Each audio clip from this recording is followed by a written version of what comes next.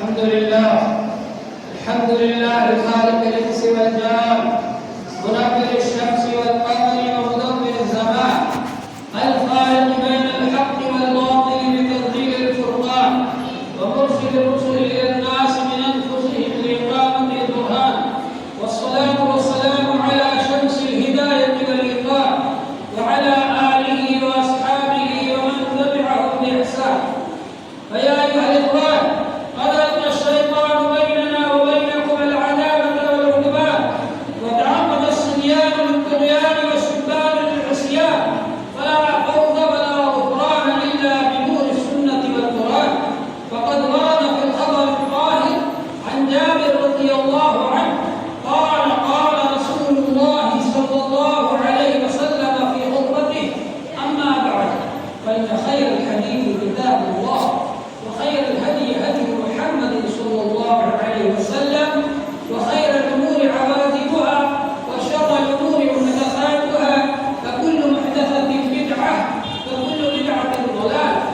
وقال رسول الله صلى الله عليه وسلم: تركت فيكم أمرين لن تضلوا ما تمسكتم بهما، كتاب الله وسنة رسوله. وعن العباد بن سارية رضي الله تعالى عنه قال: وعظنا رسول الله صلى الله عليه وسلم موعظة بليغة زرفت منها العيون ووجلت منها القلوب، فقلنا: يا رسول الله، كأن هذه موعظة مبدع فأوصنا.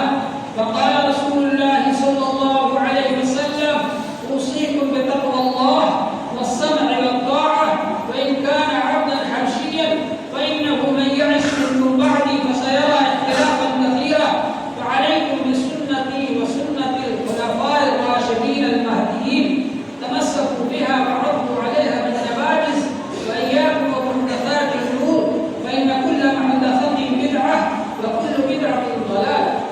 وقال رسول الله صلى الله عليه وسلم: طلب العلم فريضة على كل مسلم. وقال رسول الله صلى الله عليه وسلم: خيركم من تعلم القرآن وعلمه. وقال رسول الله صلى الله عليه وسلم: المؤمنون كرجل واحد، إن اشتكى عينه اشتكى كله، وإن اشتكى رأسه اشتكى كله.